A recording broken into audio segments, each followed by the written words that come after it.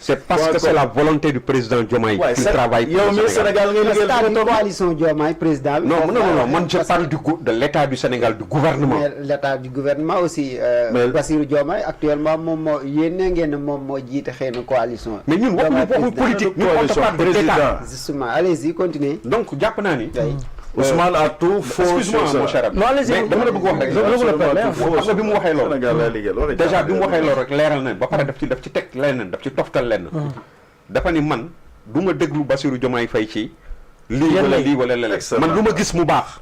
Danaa ci dem taxaw ci. Lu ma gis lu bon du ma ko ci tàggu. Mais est-ce que wax na la ne am na les éléments d'appréciation pour savoir ce qui est bon et ce qui est mauvais? Comment un premier ministre peut prendre des initiatives sans l'accord du président de la République? Fan la am loolu?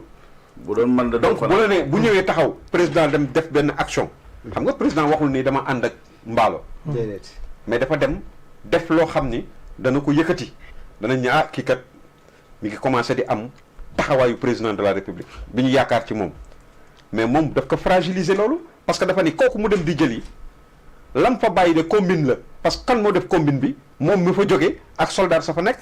Mais doyen nga baal ma foofu dama ko koy passaat mais li nga doon wax ji daa tàmbali wax ja ba ñu dajee ba kële di taxaw di wax des chefs d'État qui manquent de courage qui étaient là-bas.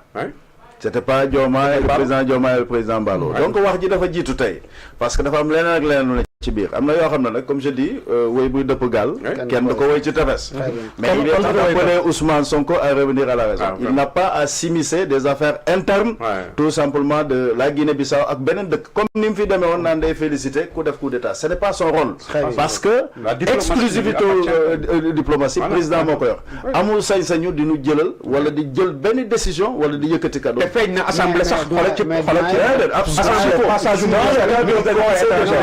j'ai pas vu le ministre des Affaires étrangères ñëw na taxaw di gërëm ses prédécesseurs yow ñi nga xam ne ñoo Ahmed Aïssata Tall Sall ak doyen on lui a retiré la parole le ministre des Affaires étrangères alors qu'il expliqué nangam na parce que mere nañ ko ca xam doyen bëgg naa li dafa am lu ma laaj léegi nee na moom mosul a dégg wala mu gis fu Ousmane Sonko félicité kenn ku def coup d'état gisuma ko de mais yow xanaa ba mu demee Burkina Faso ba di leen wax ne leen si vous pensez que Burkina si vous pensez que vous avez l'apanage du patriotisme parce que vous êtes militaire vous avez fait un coup d'état vous vous trompez on peut aller gagner des élections et être dans la même posture que vous de patriote et c'est des gens qui n'ont rien à faire avec le patriotisme. Ousmane, sa démarche n'a rien à faire avec le patriotisme.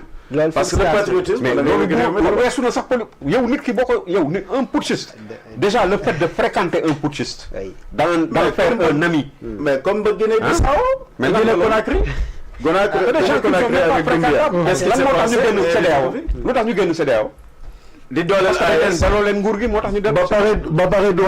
La démarche de Diomaye, ce n'est pas une démarche individuelle et séparée. C'est une démarche qui relève d'une démarche collégiale. Moussa Kok est président. Gisco en amont, sinon en aval. Ngam Koumelni, Sassou Nguesso, en dernier ressort, ça va être Fadem. Mais au-delà, dans le cadre de l'Union africaine, dans le cadre de la CEDEAO, l'Union est engagée comme discussion d'une manière très efficace. Parce que nous avons coup d'État, parce que souvent c'est des gens belliqueux, à la limite. Nous avons dit que coup d'État, nous avons réuni tout le monde. Mais il y a un bon moment. Nga ne diw mi dama koy war a atte te man mi ko war a atte sax jurisprudence am na parce que waruma foon toog ba naan dama koy atte man ngeen a déggoo ci dans les meilleurs délais dans l'histoire surtout nag doyen mosukuloo gis benn pays bu def coup d'état ba nga xam ne tey ñu ngi koy cité comme référence en Afrique doyen fu mu coup d'état yi amee ñoo jël ndaare ba léegi ci doyen pour foofu mën a la tout en sachant que du point de vue de la géopolitique il suffit juste que la CEDEAO et l'Union africaine ñu def une force commune pour que tous ces putschistes là ñu jëlee leen donc dans le cadre de la négociation qui peut le plus peut le moins yow bu fekkee ne yow da nga usurper un pouvoir entre guillemets nu mu mën a demee comme bi nu waxi caaxaan la ay nit def seen yëf da ngay may ñoom ñu jox la seen version yow boo fa noonu ñu ne ca nga bokk mais bu fekkee ñenn ñi la ñu comprendre mooy non seulement nga ñëw usurper un pouvoir boo xam ne kenn wotelu la waxuma nga suspendre élection wala dara mais la ñu jàpp mooy c'est des gens belliqueux yoo xam ne ku ñu jàpp dañ la war a def di Samuel Do loolu du yëfi nit nite mooy d'abord que les gens puissent discuter et bu ñëwee ba yegg man je pouvais comprendre qu'un de quoi mais Ousmane Sonko devait incarner ce qu'on appelle les intérêts l'intérêt supérieur de la nation maanaam ambition la war a doon mais ambition am warut a mën a doon di saboter position au Sénégal di saboter position président de la République di saboter position waa Sénégal te Sénégal teranga la ñu xam comme li ma la waxee comme ni ma ko waxee maanaam nit boo xamante ne wax ji la war a bàyyi sax nga jox ko dama guddal et puis en fait je suis très court aujourd'hui ci sincèrement Aziz li ma doon wax ma di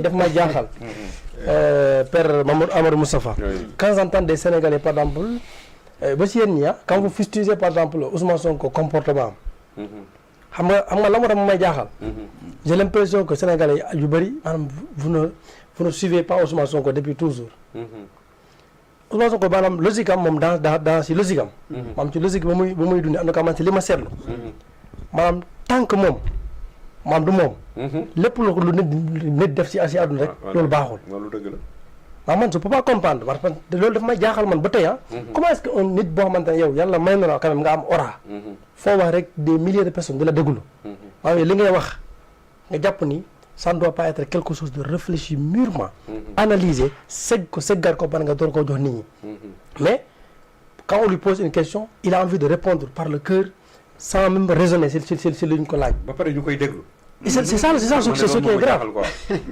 comment est-ce que c'est possible mais